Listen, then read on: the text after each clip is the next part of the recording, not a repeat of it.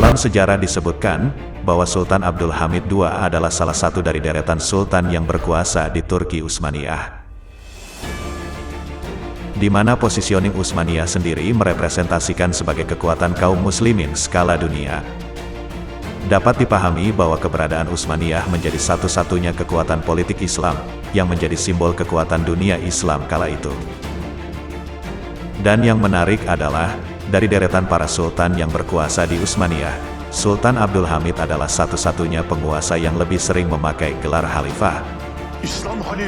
Bukan berarti menafikan penguasa sebelumnya, namun, yang membedakan Sultan Abdul Hamid dengan penguasa sebelumnya adalah dari segi orientasinya dalam berkuasa. Yaitu bukan sekedar sebagai seorang sultan saja yang sebatas mengayomi umat Islam di wilayah kekuasaannya. Namun, orientasi beliau dalam kekuasaannya lebih ke arah dunia Islam secara menyeluruh, di mana pada saat itu ada beberapa negeri-negeri Muslim yang memang belum masuk wilayah Utsmaniyah. Makanya tidak mengherankan, semenjak Sultan Abdul Hamid memegang tampuk kekuasaannya di Utsmaniyah, dunia Barat sangat terganggu dengan keberadaan Sultan. Bahkan, beliau mendapat julukan The Sick Man oleh dunia Barat. Perbedaan khalifah dengan sultan. Meskipun makna khalifah bisa diartikan sebagai pemimpin, namun, yang perlu digarisbawahi adalah, jabatan khalifah bukan sekedar istilah, namun, lebih merepresentasikan skala yang lebih luas. Khususnya dari segi tanggung jawabnya yang lebih besar dari sekedar jabatan seorang sultan. Yaitu sebagai pengayom dunia Islam, pelindung dunia Islam, dan pelayan bagi dunia Islam secara keseluruhan. Seorang khalifah memiliki tanggung jawab penuh terhadap umat Islam, baik di dunia dan akhirat. Maksudnya adalah, khalifah harus menjamin kesejahteraan kaum muslimin, keamanan kaum muslimin, dan menjamin segala kebutuhan kaum muslimin dimanapun ia berada. Sedangkan istilah bertanggung jawab kepada umat Islam dalam ranah akhirat maksudnya adalah, khalifah harus mampu menjamin, bahwa umat Islam bisa beribadah secara maksimal. Langkah teknisnya, misalkan dengan cara memfasilitasinya, atau dengan mengkondisikan iklim yang memungkinkan umat Islam bisa optimal dalam menjalankan syariat Islam. Sebagai contoh saja, langkah teknisnya adalah seperti melarang beredarnya minuman keras, menghukum pelanggar syariat, atau bahkan bisa menghukum kaum muslimin yang tidak membayar zakat. Artinya, seorang khalifah harus memiliki kebijakan yang bisa mempermudah umat Islam menjalankan syariat. Sebaliknya, khalifah juga harus memiliki kebijakan yang bisa meminimalisir kemaksiatan yang ada. Ketika sebuah wilayah terjadi pelanggaran syariat, maka khalifah harus segera mengeluarkan kebijakannya untuk menghentikan pelanggaran tersebut. Karena kalau tidak segera bertindak, maka khalifah akan dituntut tanggung jawabnya di akhirat kelak. Sebuah tanggung jawab yang besar, dan harus mampu memikulnya. Makanya tidak heran, kalau dalam Islam, tidak ada yang berlomba-lomba untuk menjabat sebagai khalifah. Bahkan, kebanyakan menolaknya karena konsekuensinya sangatlah berat. Karena memang jabatan khalifah sendiri adalah kepemimpinan umum bagi umat Islam di penjuru dunia. Khalifah adalah pelayan bagi dunia Islam dalam memenuhi hajat hidup rakyatnya secara menyeluruh. Ini sangatlah berbeda dengan jabatan seorang sultan, yang hanya bertanggung jawab di wilayah yang dibatasi oleh teritorial. Dengan demikian, jabatan khalifah sangat berbeda dengan jabatan seorang raja, presiden, maupun perdana menteri, atau jabatan tertinggi lainnya dalam sebuah negara.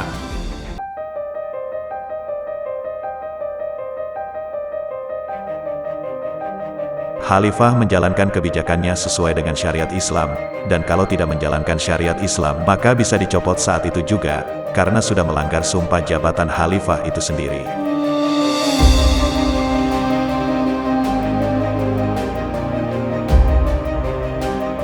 Artinya, meskipun baru menjabat sebagai khalifah dalam hitungan hari, dan ternyata menyimpang dari syariat Islam, maka akan dicopot jabatannya saat itu juga. Namun, ketika seorang khalifah mampu dan optimal menjalankan kebijakannya sesuai dengan syariat Islam maka bisa saja sampai seumur hidup. Ukurannya adalah menjalankan kebijakannya sesuai syariat atau tidak. Untuk itulah, Dalam sejarah peradaban Islam, dari segi waktu menjabat, jabatan seorang khalifah tidak sama antara satu dengan yang lain. Ada yang seumur hidupnya, ada pula yang hanya menjabat dalam hitungan hari langsung diganti, karena menyimpang dari syariat Islam, dan segera diganti dengan yang lebih berkompeten dalam menjalankan syariat Islam. Itulah salah satu alasan kenapa Sultan Abdul Hamid sangat berbeda dengan para Sultan Utsmaniyah yang lain. Dalam sejarah perjalanannya berkuasa, beliau adalah seorang sultan yang powerful dalam menjalankan kebijakannya, karena tidak terikat dengan pihak asing. Karena yang mengikatnya hanyalah syariat Islam itu sendiri. Untuk itulah, dunia barat sangat ingin segera melengsarkan sultan, karena dunia barat selalu dipersempit ruang geraknya oleh beliau.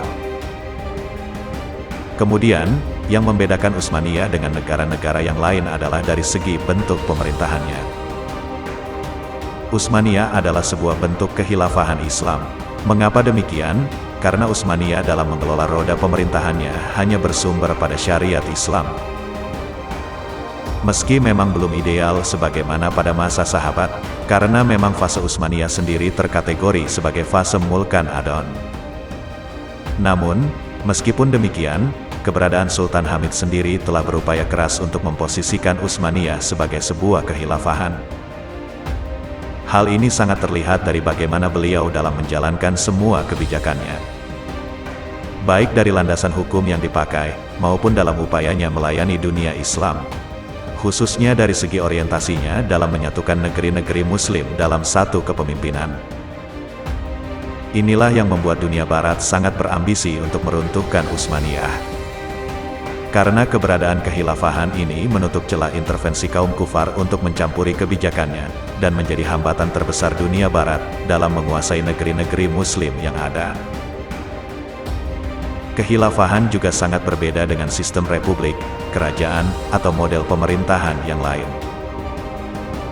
Perbedaan yang menonjol adalah dari segi hukum yang dijalankannya. Kekhilafahan hanya berlandaskan syariat Islam secara totalitas dalam menjalankan semua kebijakannya. Makanya tidak mengherankan, kalau kekhilafahan sendiri kedudukannya sejajar dengan sistem pemerintahan yang ada. Kalau ada yang menganggap bahwa kekhilafahan itu sama dengan republik, maka sudah terbantahkan sendiri dengan adanya peristiwa tanggal 3 Maret tahun 1924. Di mana pada waktu itu Mustafa Kemal menghapus sistem kekhilafahan Utsmaniyah, dan digantinya dengan sistem republik. Kalau kekhilafahan itu memang sama dengan republik, mengapa harus diganti? Mungkin kita bertanya-tanya, kenapa Sultan Abdul Hamid lebih menonjol perlawanannya terhadap dunia barat? Jawabannya sangatlah sederhana, karena Sultan Abdul Hamid berusaha merepresentasikan Utsmaniyah sebagai kekhilafahan Islam, bukan sekedar kesultanan yang hanya berfokus pada wilayahnya saja. Artinya, Sultan Abdul Hamid sangat serius dalam memposisikan Utsmaniyah sebagai pelindung dunia Islam, sebagai pengayom dunia Islam, sebagai pelayan dunia Islam, yaitu dengan upaya keras beliau dalam mempersatukan negeri-negeri Muslim yang ada kala itu. Hal ini dibuktikan oleh Menteri Luar Negeri Inggris sendiri, tatkala Curzon berpidato dengan lantang di hadapan anggota Senat. Curzon saat itu berkata, utama persoalannya adalah bahwa Turki telah dihancurkan dan tidak akan pernah bangkit kembali, karena kita telah berhasil menghancurkan dua kekuatan spiritualnya, yaitu khilafah dan Islam. Sebagaimana diakui oleh Lord Curzon sendiri, Inggris bersama dengan Perancis memainkan peran pentingnya, khususnya dalam membagi-bagi tanah kaum muslimin di antara mereka. Rencana ini telah dibuat ratusan tahun yang lalu, yang akhirnya membuahkan hasil yang signifikan, yaitu ketika Khilafah Utsmaniyah berhasil diruntuhkan. Makanya tidak mengherankan, kalau istilah khalifah dan kekhilafahan selalu dicitraburukan oleh dunia modern. Karena keberadaan kekhilafahan sendiri adalah ancaman bagi dominasi kaum kufar, khususnya di negeri-negeri Muslim. Dengan demikian, Sultan Abdul Hamid dimusuhi bukan karena pribadi beliau, tetapi karena beliau menjabat sebagai seorang khalifah dalam sebuah kekhilafahan Utsmaniyah. İslam halifesi Abdülhamit Hanım.